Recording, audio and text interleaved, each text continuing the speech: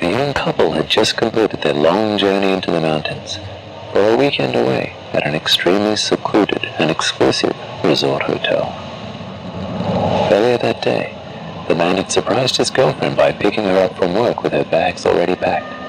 The girl was very impressed and was excited to stay at what looked like a beautiful and luxurious hotel.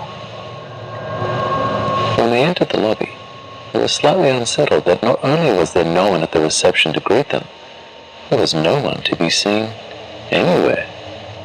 At first, she thought that her boyfriend had failed to make a booking, but then she noticed their key just left on the desk with a tag that read, "Davis, room 75. Figuring that the hotel had some staffing issues, they took the key and made their way up to the room. When they got to their room, they were both a little surprised at what they saw. The furnishings of the room were extremely dated. In fact, it was so old there was no ensuite bathroom. They would have to use the communal one, which was located all the way at the other end of the cold, dark hallway. The room also had iron bars on the inside of the windows. For security reasons, they figured, but it still certainly seemed a bit off-putting and did nothing to add to a warm, romantic atmosphere. They decided they could bear this for one night, and once they managed to see some staff members, they would ask for another room, or just leave.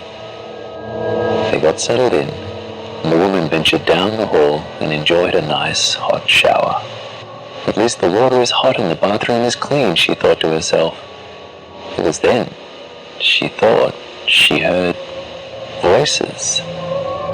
She turned off the water and listened intently. What she heard next chilled her to the bone. It was a man's voice, saying they would come tonight to take the girl. This sent a shiver through her spine, and she immediately finished her shower in order to get out of there. She peered out from behind the door, expecting to see someone, and, to her surprise, the hallway was completely empty. She went back to the room and then told her boyfriend what she had heard. He told her she was crazy, as he's had a look around while she was showering. There was no one in the entire hotel.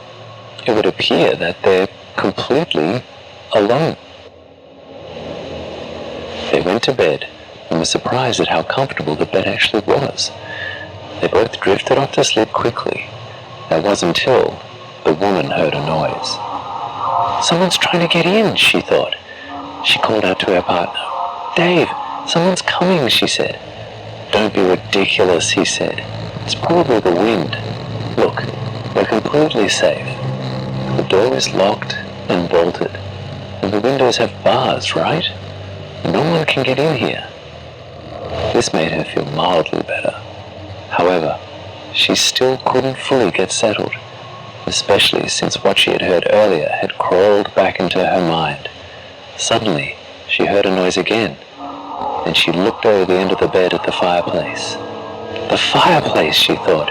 They're going to come down the chimney. She got out of bed and looked up the chimney. "Dave, wake up," she said. "The chimney's not secure. They might come down here." Dave had woken up. In fact, he'd been awake the entire time, waiting to open the door. He let in two men in dark robes. They entered the room and stared directly at the girl.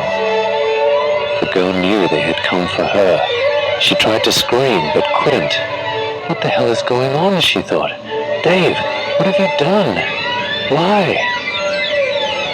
It appeared that he didn't care at all.